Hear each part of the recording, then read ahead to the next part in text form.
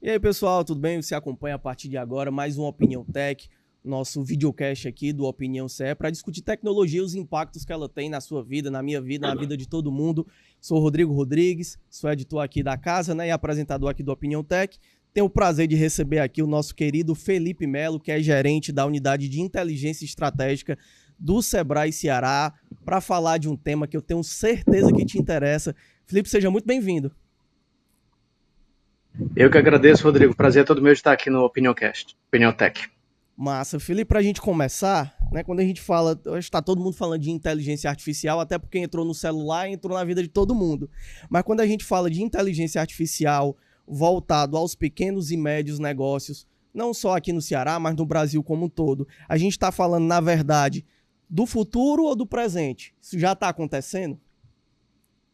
Estamos falando de um presente já muito vivo, viu, Rodrigo? Porque uma pesquisa recente que o Sebrae fez em todo o Brasil identificou que, se a gente for falar de inteligência artificial de um modo geral, quase 71% dos pequenos negócios já estão utilizando ela no seu dia a dia. Nossa. E inteligência artificial, dentro dessa hype que a gente fala muito agora, que é a inteligência artificial generativa, né, de geração de textos, melhoria de imagens, cerca de 51% a 56% dos pequenos negócios já utilizam. Aqui no Ceará, com dados mais específicos, a gente tem uma média de 46% a 47%, a depender do setor, do segmento, do porte, que já utiliza inteligência artificial no seu dia a dia de modo corriqueiro, constante.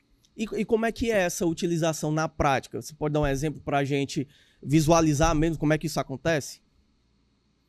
Acho que a utilização mais prática que a gente pode pensar, Rodrigo, é o uso da inteligência artificial para geração de conteúdo para as redes sociais.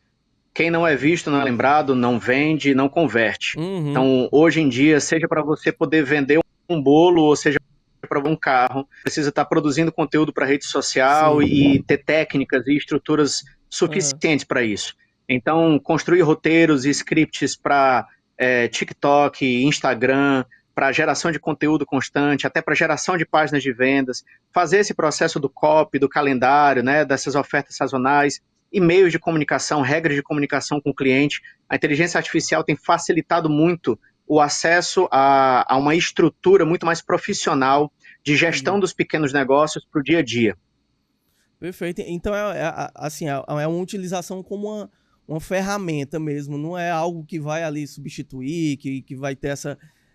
vai tomar conta do seu negócio, né? É uma ferramenta que as pessoas utilizam para executar algo que já acontecia, mas que tinha uma certa dificuldade ou então não conseguia fazer em determinada escala. É isso, né?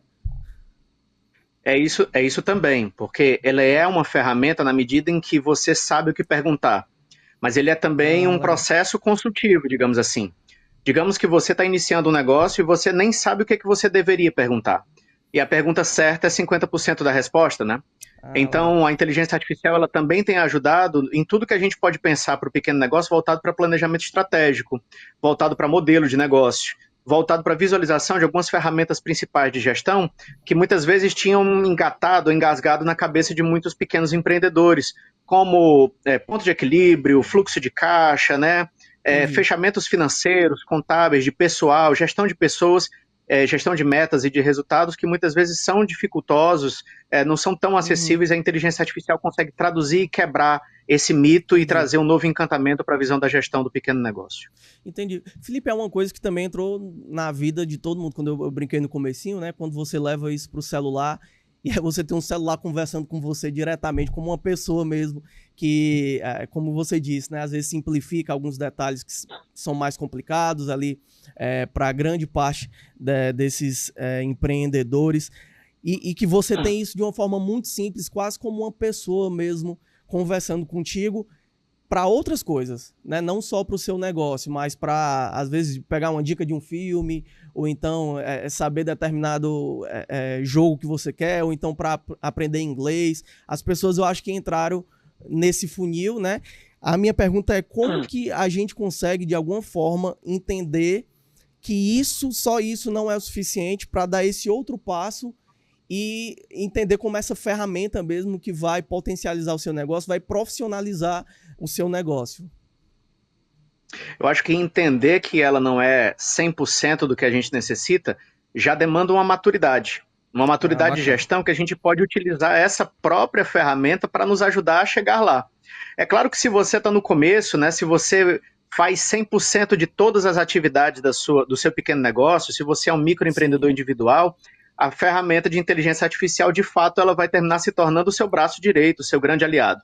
Sim. Mas na medida que você vai desenvolvendo mais maturidade, vai percebendo a complexidade de certos temas, só ter uma ferramenta de inteligência artificial não é suficiente, porque você não pode criar cópias de si mesmo e sair utilizando a ferramenta para poder cumprir todos os processos que a sua empresa precisa.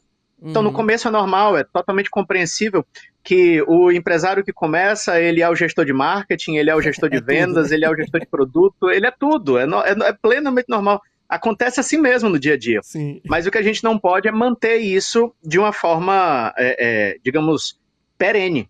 Então, a própria, como eu falei anteriormente, por último, né, a visão da inteligência artificial enquanto auxiliar de um planejamento estratégico pode nos ajudar justamente na hora de perceber se esse cronograma de eu keep não deve começar a mudar para que a gente possa contratar consultores, contratar outras pessoas que nos apoiem, né, parcialmente, temporariamente, e depois seguir para um processo mais constante, padronizado aí do apoio de funcionários, de sócios, de equipe de trabalho.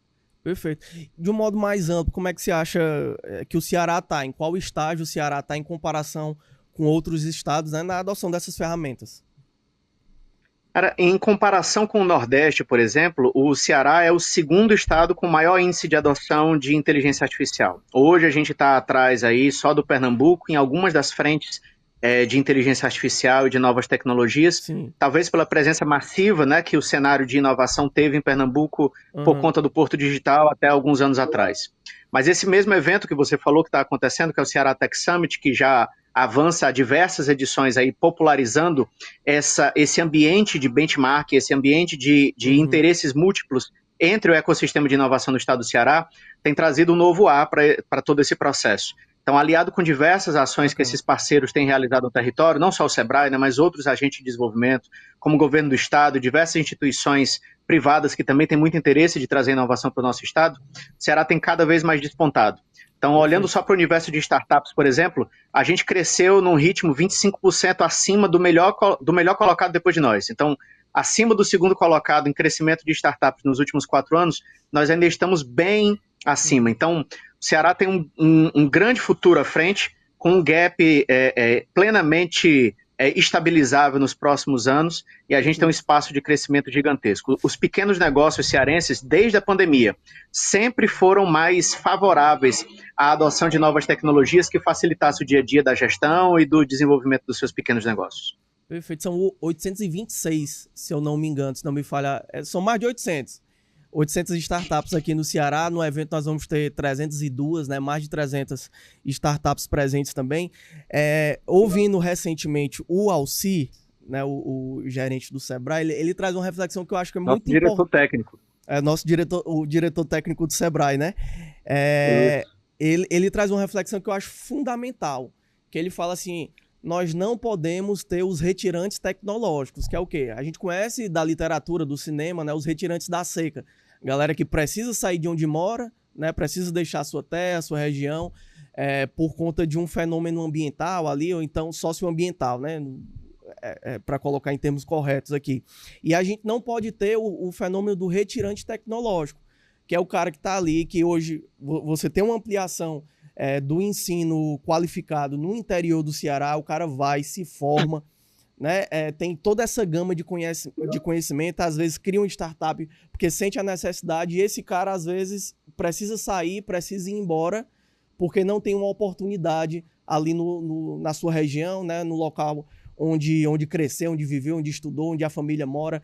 Rapaz, qual é o tamanho disso aqui no estado e o quanto que a gente pode crescer, qual é o tamanho de um problema que isso pode se tornar, porque a gente ainda tem chance de resolver essa situação. É difícil dizer isso com números exatos, Rodrigo, mas aqui a gente já está olhando esse problema sobre uma visão muito mais estratégica, né? A gente aqui agora está subindo para a gente observar o ecossistema de inovação como um todo, essa aliança que é necessária entre setor privado, setor público e academias e instituições de ensino. Por quê? Porque não é só o pequeno negócio ter uma condição da porta para dentro. Ele precisa ter uma condição da porta para fora também, ele precisa ter infraestrutura de dados, ele precisa acesso à internet rápida, ele precisa a disponibilização de alguns serviços gratuitos ou com subsídio, a depender de cada caso, ele precisa de incentivos que façam com que o acesso à tecnologia não seja só uma necessidade que vai surgir naturalmente com o tempo, mas que o acesso à tecnologia seja uma política pragmática de desenvolvimento de cada um dos pequenos negócios do estado do Ceará como contribuintes para esse nosso desenvolvimento territorial, né? Então, a gente precisa necessariamente avançar nessa visão macro. Esse gap que você fala agora, ele é um gap incalculável não só do ponto de vista numérico, mas principalmente do ponto de vista de capital social, da quantidade de oportunidades que deixam de se formar a partir do momento que essa discussão ela sai da pauta da escola, ela sai da pauta dos pequenos negócios. Então, esse prejuízo ele é mais escalável do que uma startup. Sim. E eventos como a gente está tendo, momentos como esse que a gente está tendo e a capacidade do cearense de adotar essas tecnologias é o que vai poder nos levar. Mas isso depende, obviamente, de uma governança. Isso depende do engajamento de todos esses atores e a gente vai ter novidade para poder falar dentro do STS sobre isso, que é a formação de comitês territoriais para que toda essa governança, toda essa integração entre academia, setor público e setor privado possa acontecer num fórum saudável que gere ambiência para esse desenvolvimento territorial e social. Mas e quando você fala dos territórios, né, eu também não posso deixar de citar que o próprio Sebrae ele tem um programa específico voltado para os estudantes também, né, do ensino médio.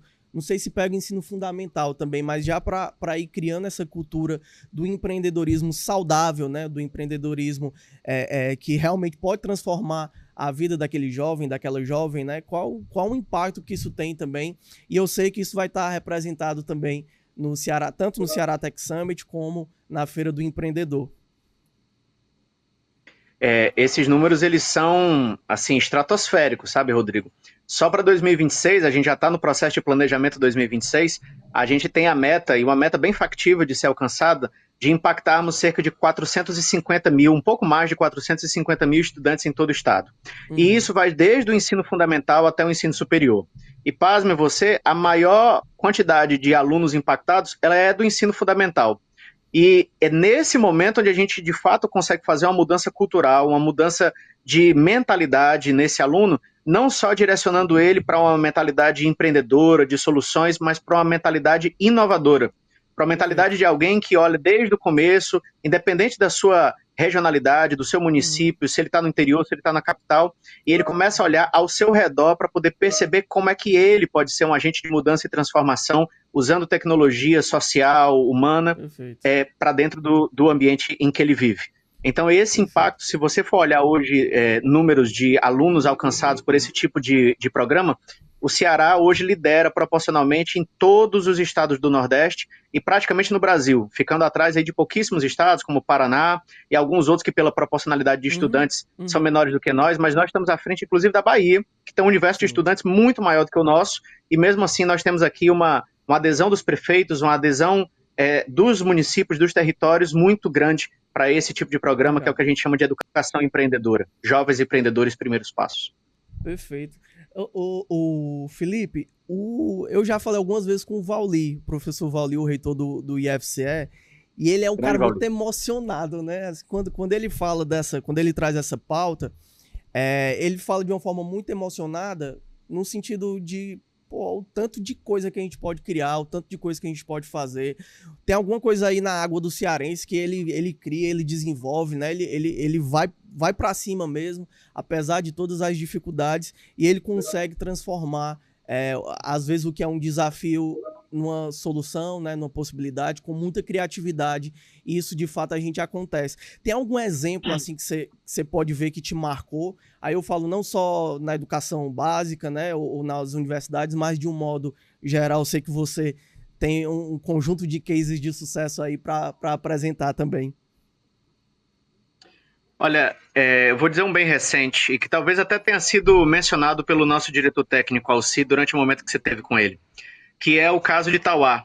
Então, Tauá tem sido um grande polo de desenvolvimento da inovação dentro do nosso estado.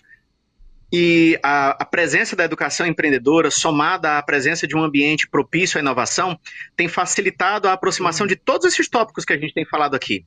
Do jovem que está no campo, da diminuição de um retirante tecnológico e de um estudante que olha ao seu redor e percebe a capacidade que ele tem de transformação daquele ambiente. Um exemplo muito prático disso são jovens desenvolvendo, através de impressora 3D, de modelagem 3D, de scanner 3D, equipamentos de apoio ao manejo do ovino caprino. Equipamentos que antes eram dificultosos, que eram caros, de difícil acesso e que muitas vezes atrapalhavam até mesmo a manutenção dos rebanhos de ovino caprino, hoje sendo desenvolvidos em impressão 3D para facilitar exames, facilitar a inseminação artificial e diversos outros processos que garantem a sustentabilidade do campo e essa visão de solucionar dilemas e problemas através da tecnologia e da visão empreendedora. A construção de gabaritos, também lá em Tauá, para que a renda, né, muito característica lá de Tauá, possa ser feita de uma forma muito mais prática, para que, além de estar fazendo o trabalho manual da renda e do artesanato, não haja necessidade de você estar sempre construindo gabaritos, né? Você ter gabaritos mais baratos, de custo mais baixo, de fácil acesso, e que podem ser replicados em diversos modelos para que isso se torne mais viável para gerações futuras.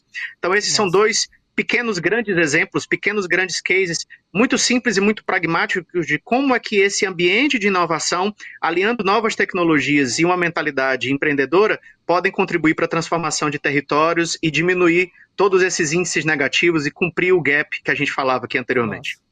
Para quem não conhece Tauá, Tauá fica no sertão dos Inhamuns, tem a produção massiva, né, da caprinocultura, uma terra, para quem olha, seca, né? É bem o estereótipo, para quem não conhece o Ceará, né? E vê só o estereótipo, é bem o estereótipo do Nordeste, né? Seco e tal, e tá aí, né? Exemplos concretos de inovação e que só são possíveis também porque eu imagino que foi se criando uma ambiência no estado do Ceará que você entende que é preciso ter parcerias e que a gestão pública ela tem que entrar nisso também. Na feira, por exemplo, nós vamos ter mais de 50 prefeitos representados, né, para ouvir essas demandas, para talvez também criar soluções conjuntas ali. Queria que você falasse também da importância disso, né, de você ter essa parceria muito concreta, muito real, que não fica só no discurso, né, entre essa galera que está produzindo conhecimento, mas a gestão pública também e essa aliança com os empresários, enfim, com o setor financeiro. Como eu falava antes, Rodrigo, sem essa integração desses três atores, da Tríplice Aliança, é impossível você avançar com inovação. Então, o Sebrae sabe muito bem disso. O ambiente de articulação territorial do Sebrae, ele sempre busca dialogar. Esse exemplo que você citou há pouco, né, do quanto o reitor Vauli, ele é engajado nesse processo, de quanto isso nos contamina, né, com esse vírus bom da inovação, isso é retrato de como esses setores já estão engajados. A gente, lá em Tauá, tem um ambiente extremamente propício para isso, né? Tem uma prefeitura propícia, tem uma visão de governo para isso, e isso acontece, como você falou, aí tem 50 prefeitos que vão estar presentes, fora mais de 160, quase 170 prefeituras que estão engajadas no processo que a gente chama no Ceará hoje de cidades empreendedoras. Ou seja, são prefeituras que entendem aí que o Sebrae tenta contribuir para que isso fique tangibilizado, quantificado, né, numa contratação, numa visão de futuro, num planejamento estratégico, para que esse município ele possa ter uma visão de cidade empreendedora, aliada aí os patamares de desenvolvimento social, desenvolvimento humano, juntos com o desenvolvimento do empreendedorismo. Nosso propósito no Sebrae é uma frase muito simples que diz assim, é o empreendedorismo que transforma a vida das pessoas, né? Nós acreditamos que o empreendedorismo é capaz de transformar a vida das pessoas. E o empreendedorismo não somente na figura de abrir um CNPJ, mas a partir do momento em que a educação empreendedora consegue contaminar esse mesmo vírus que está lá no Vauli para dentro de um aluno que começa a levar isso para dentro de casa e começa a incentivar os pais e começa a dar uma visão diferente de gestão. Então, sem a parceria de uma prefeitura para poder colocar isso dentro de uma escola, isso não acontece. Sem uma parceria de uma prefeitura para garantir que haja infraestrutura para isso, isso não acontece. Então, poder privado é fundamental, mas o poder público é igualmente importante. Perfeito. Felipe, tem uma parada aí que é a questão física também. Quando o Sebrae traz essa ideia das agências de fomento, e essas agências presentes no território, né, que é onde acontece essa transformação, é onde você tem a escuta ativa mesmo desses agentes e o que pode ser transformado, quais as prioridades, o que pega aqui, o que pega ali.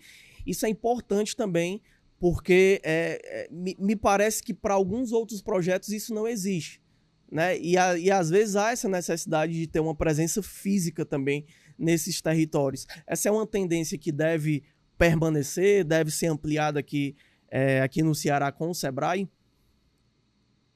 Essa é a diretriz que o Sebrae adotou já desde 1995, com uma constatação muito clara: a economia precisa ser interiorizada. A capital e a região metropolitana são sempre pontos muito centrais e inafastáveis da gente poder pensar o desenvolvimento territorial. Mas sem a gente levar isso para dentro dos territórios de uma forma física, como você mesmo está falando, o desenvolvimento simplesmente ele vai estagnar em algum momento. Então, o Sebrae, de uma forma administrativa, mantém uma sede física em 12 territórios dentro da nossa divisão, espalhados aí pelo interior do Ceará, com quase 180 salas do empreendedor em funcionamento, que é como se fosse uma agência de atendimento dentro dos municípios. E essa importância de presença física, ela se faz a partir do momento em que você precisa ter um diálogo baseado no contexto de cada território. Não adianta a gente pensar uma política ou uma lógica de desenvolvimento para o Ceará, como se no vácuo o Ceará fosse todo igual. Como se Salitre fosse igual a Jati, como se Jati fosse igual a Missão Velha, como se Missão Velha fosse igual ao Aracati. Cada um desses municípios tem uma particularidade. Então, essa presença física, ela, além de necessária, é ela que faz com que a gente consiga ter essa visão para poder conversar com o prefeito, né? Conversar dentro de uma lógica de governança. E aí eu volto no ponto que você colocou, que são as agências de desenvolvimento. E além das agências de desenvolvimento, que são uma estrutura de governança onde a gente busca líderes locais para comporem, né, e para manterem esse ritmo de desenvolvimento, a gente tem também o próprio ecossistema de inovação enquanto processo. Quando a gente fala do nome assim, ecossistema de inovação, parece que a gente está falando de um jargão assim muito, muito misterioso. Esse nome pode não trazer toda a comunicação que ele precisa. E é bom a gente deixar claro que ecossistema de inovação é a mesma coisa que a gente via lá na biologia.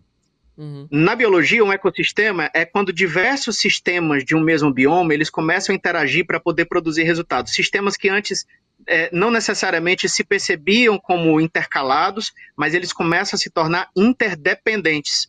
Então, essa relação de interdependência, para que ela ocorra, é fundamental que ocorra a governança. E a gente não pode, dentro dos territórios, ter só boas intenções. Então, um prefeito trabalhando separado faz muita coisa. Uma empresa, uma média, um EPP, um ME, trabalhando separado faz muita coisa, uma associação, uma federação, mas nós precisamos estar juntos. Então, esse é o papel do ecossistema, é unir esses atores, é gerar uma governança, é dizer para o Ceará que o Ceará adotou uma premissa para poder falar sobre desenvolvimento territorial, econômico e social. E essa premissa é inovação. Perfeito. Quando você fala que o Ceará é muito diferente, e em toda a região é diferente, o Ceará tem 184 municípios. Para quem está acompanhando a gente, eu vou dizer o exemplo só de um município, que é Itapipoca. Em Itapipoca, nós temos a cidade dos 3 climas. Tem serra, sertão e praia em um único município, para você ver que as diferenças que nós temos aqui no Ceará não se restringem apenas a essa questão teórica, né? Algo físico mesmo, algo que é sentido nos territórios. E eu tenho certeza que o Felipe sente isso mesmo na prática quando vai pelos municípios cearenses, quando conversa com as pessoas. E aí eu quero entrar nesse ponto também. Você falou que já existe essa ambiência dessa utilização da inteligência artificial nos pequenos e médios negócios aqui no Ceará. O desafio que a gente tem hoje, ele é mais tecnológico ou é mais cultural? Para que a gente consiga chegar realmente numa totalidade dessa utilização. Olha, eu vou te dar uma resposta curta e uma resposta longa ao mesmo tempo. A resposta curta é que o nosso desafio é em todas as frentes. A resposta longa é que o principal desafio que a gente tem, ele é social. Porque quando a gente quebra em miúdos a maior parte desse entendimento daqueles percentuais que eu te trouxe no começo da nossa conversa, a gente vai ver que por mais que a gente tenha um acesso significativo dos pequenos negócios, uma utilização significativa, usam mais brancos do que não brancos. Entendi. Usam mais pessoas que tiveram acesso a qualificações de ensino superiores, né, além do nível superior, do que abaixo deles. Usam mais as pessoas de alta renda, né, de média a alta renda, do que as de baixa renda. Então, falar em crescimento tem que ser por meio de desenvolvimento. Não dá para a gente achar que porque está crescendo o uso está sendo desenvolvido. São duas coisas completamente diferentes. Uma coisa é falar em PIB, outra coisa é falar em IDH. O PIB cresce, aumenta, o IDH nem sempre, né? Então, PIB aumenta toda vida que aumenta com cuida. Então, você tinha água de graça e agora precisa pagar pela água, sua qualidade de vida piorou, mas o PIB está aumentando. Então, com a inteligência artificial é a mesma coisa. Não é porque está aumentando o nível de uso da inteligência artificial de uma maneira ampla que isso está melhorando a vida, de fato, de quem precisaria utilizar dessa ferramenta para se livrar da terceira jornada, para diminuir os seus riscos psicológicos.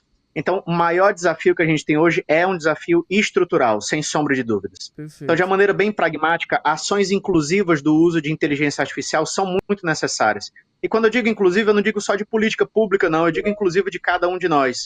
Porque a gente também não pode terceirizar só para o governo o papel de perceber essas realidades e agir sobre elas. Perfeito. Felipe, quando a gente está falando aqui, a inteligência artificial, o termo, né, ele surgiu no século passado. Ele veio se popularizar nos últimos anos, né, o ChatGPT, o DeepSeek, que é algo mais na cara das pessoas, né, e são ferramentas que realmente estão sendo mais utilizadas agora, mas é um conceito antigo, né? E junto com essa vinda mais forte dessas tecnologias, dessas inovações, há um medo também na questão do mundo do trabalho. E a gente sabe as dificuldades que a gente tem no Brasil nessa questão do emprego e renda, né? Esse debate, na sua visão, ele está sendo superado, de que a inteligência artificial vai, de alguma forma, substituir as pessoas? Como é que você percebe esse entendimento no dia a dia? Eu estou sendo entrevistado, né? Mas eu posso lhe fazer essa pergunta também, Rodrigo? Você trabalha num ambiente de jornalismo, num ambiente criativo, num ambiente onde você precisa criar pautas, né? Você acredita que a inteligência artificial é capaz de te substituir? Não, jamais. Né? Gente, eu queria, não, Rodrigo, né, nem Felipe, abordar... Espero que não.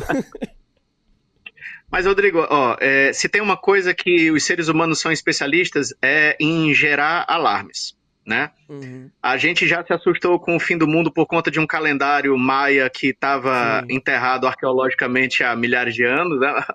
Há centenas de anos. A gente já se assustou por conta de diversas promessas. Para quem é um pouco mais antigo, lembra que a gente dizia que quando virasse de 1999 para o ano 2000, todos os sistemas iriam dar uma pane, né? Porque não estava preparado para um dígito adicional, os cartões de crédito iam pifar, os computadores não iam funcionar, e a gente resolveu o chamado bug do milênio com uma atualização que durou um ano para ser desenvolvida e menos do que isso para ser aplicada em praticamente todas as plataformas principais. Então, a gente gosta muito de anunciar o fim do mundo, a gente gosta muito de ser apocalíptico, né? Mas a gente precisava ser um pouco mais evangélico para poder brincar com essa palavra bíblica, né? O Apocalipse está lá no final da Bíblia, o Evangelho está um pouquinho antes. Então, antes da gente dizer que o fim chegou, vamos anunciar uma boa nova.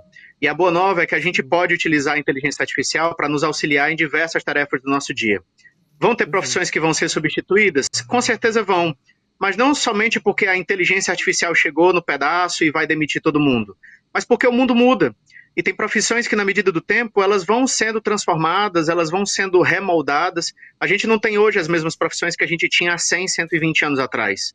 Muitas delas mudaram, mas o principal ponto que a gente precisa pensar é que muitas novas foram criadas. Né? Há 100 anos atrás, você jamais falaria que ia ter um cara chamado engenheiro de prompt.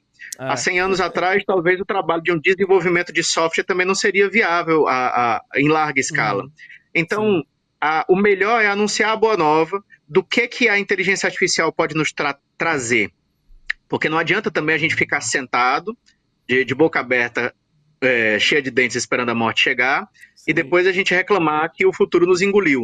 A inteligência artificial é mais um nome para o futuro, porque daqui a 10, 15 anos já não vai ser mais inteligência artificial, vai ter uma outra tecnologia que vai estar nos assustando. Perfeito. Pô, gostei da tua resposta, porque às vezes eu entrevisto uma galera que é mais pessimista nesse ponto, aí eu falo, rapaz, você tá sendo tão pessimista, aí a pessoa vai, não, mas tem a chance, não sei o quê, aí já muda, porque a gente tem que terminar pra cima mesmo, que é o importante. Eu acho que, né, é isso, nós temos a oportunidade aí, né, e se a gente tem a oportunidade aí, consegue vislumbrar isso, eu acho que a gente cai aí no principal, que é a chance de ter formação e a chance da gente conseguir se programar, se organizar, né, e se preparar para esse futuro que não é futuro, né, que já está acontecendo.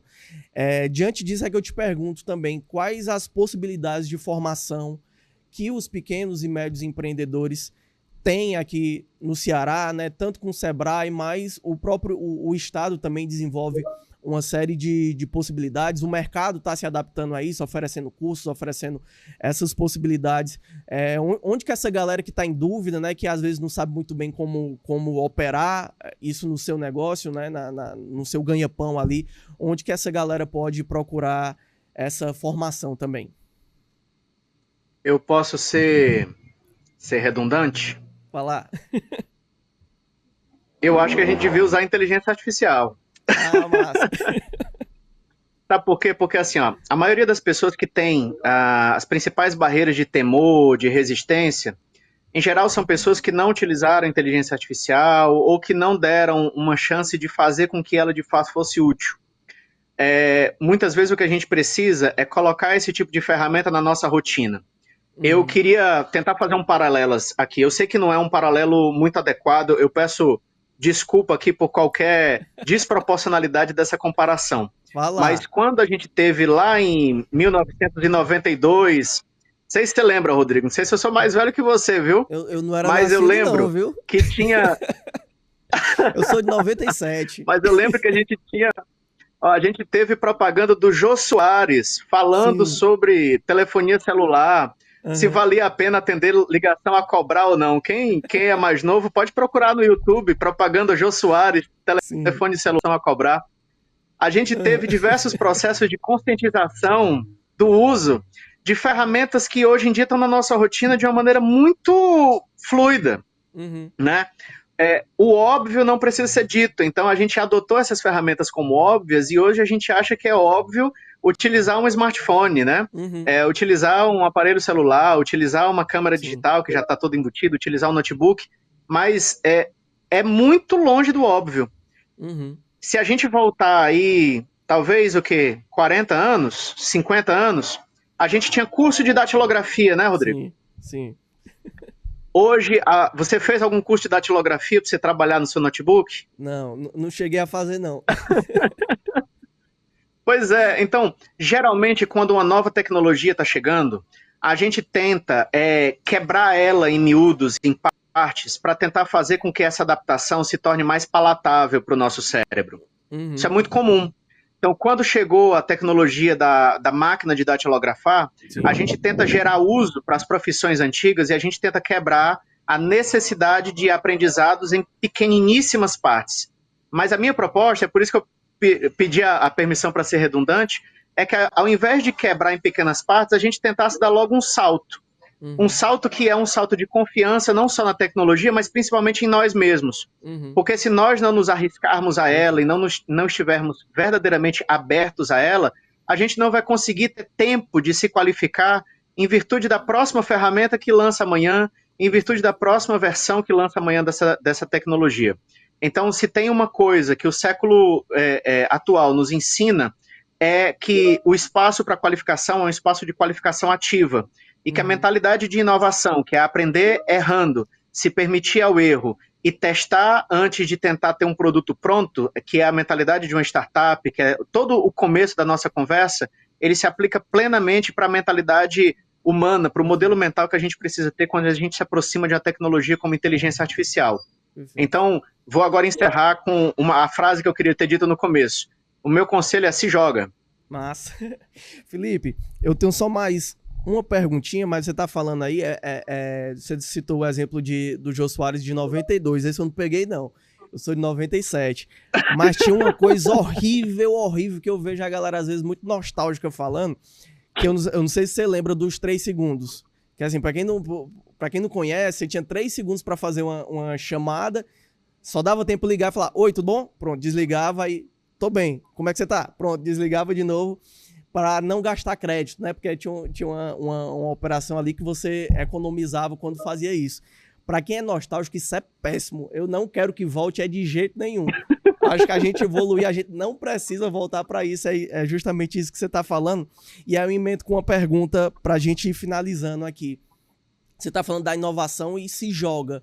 O se joga aí é para todas as idades, né? Porque a galera tem muita gente começando um startup, abrindo startup, muita gente entrando no mercado de trabalho, mas também tem muitos profissionais que já estão inseridos nesse contexto e precisam se renovar. Não tem idade para se jogar não, né? Não, pelo contrário, sabe, Rodrigo? E aqui eu quero ser bem coerente com o que eu falei anteriormente. Eu acho que o principal problema disso que eu estou dizendo aqui, desse se joga, é o problema da classe D e E. É o problema de quem talvez não tenha um celular que tenha uma capacidade suficiente. É o problema de quem não tem dinheiro para poder assinar uma assinatura paga com melhor resultado e melhor qualidade de entrega do ChatGPT ou de qualquer outra ferramenta de inteligência artificial generativa. Então, o maior dilema que a gente enfrenta para poder cumprir esse se joga é o dilema social. É o dilema de uma mulher que trabalha 2 turnos, que chega em casa exausta, que precisa se capacitar e que não consegue ter força para poder abrir um celular ainda e tentar estudar. Então, é nisso que a gente precisa agir, enquanto poder público, enquanto sociedade. Porque é claro, né, que esse conselho ele precisa ser adotado por todo mundo. Principalmente eu diria, não para os mais antigos, porque talvez os mais antigos até tenham uma facilidade maior de entender o quão disruptivo é essa tecnologia que chega, mas principalmente para os mais novos, porque pessoas que têm aí dentro da casa dos seus 30 e poucos anos, se acostumaram no decorrer dessa pouca vida a vivenciarem diversas disrupções tecnológicas, e a inteligência artificial parece simplesmente ser mais uma onda delas, e na verdade não é. Ela é uma virada de chave de infraestrutura tecnológica mundial, ela é uma virada de chave econômica social, era uma virada de chave talvez do movimento econômico e de desenvolvimento humano que a gente está vendo no mundo pelos próximos 100 anos. E é isso que vai definir se de fato a gente está surfando a onda ou se a gente vai ser arrastado por ela, que foi aquele temor que você falava antes, se ela vai nos substituir ou não. Então esse se joga precisa ser levado mais a sério por nós que naturalizamos a tecnologia no nosso dia a dia, e talvez não achemos que nós somos o deficitário desse processo de conhecimento. Massa. E a oportunidade nós temos, né? Felipe, quero te agradecer pela conversa, espero que você tenha gostado tanto quanto eu, super positiva, né? Animadora mesmo, acho que o lance é esse, é a gente botar para cima aquilo que a gente pode, aprender e construir esse caminho cheio de possibilidades, né? Quero te agradecer por você ter topado aqui a nossa conversa. Já te convido também para vir aqui no jornal, para a gente conversar pessoalmente, que eu tenho certeza que vai ser outra conversa super agradável como foi essa. Rodrigo, eu, por educação, agradeço muito o convite, mas de coração quero te dizer que essa foi uma conversa extremamente prazerosa. Você é uma pessoa agradável, esse ambiente é maravilhoso, essas perguntas foram extremamente necessárias, porque falar de inteligência artificial não pode se resumir a falar do ferramental e da objetividade prática da gente mexer com isso no dia a dia. Falar de inteligência artificial significa a gente rever a forma como a gente está pensando sociedade, economia, território, humanidade e humanidades, né? O que será do humano depois dela? Então, esse momento foi extremamente maravilhoso para mim. Agradeço aí o convite e pode contar comigo para umas próximas oportunidades. Perfeito. O Cearense é folgado, a gente vai chamar, viu? Você pode se programar aí na agenda para vir para cá. Obrigado, viu, Felipe? Um abraço. Quero te agradecer Abração, também, meu irmão, tudo de bom. Opa! Quero te agradecer também pela parceria, pela audiência. Lembrar que a repercussão completa dessa conversa você acompanha nas nossas redes sociais e no nosso portal de notícias também. Um abraço, até a próxima.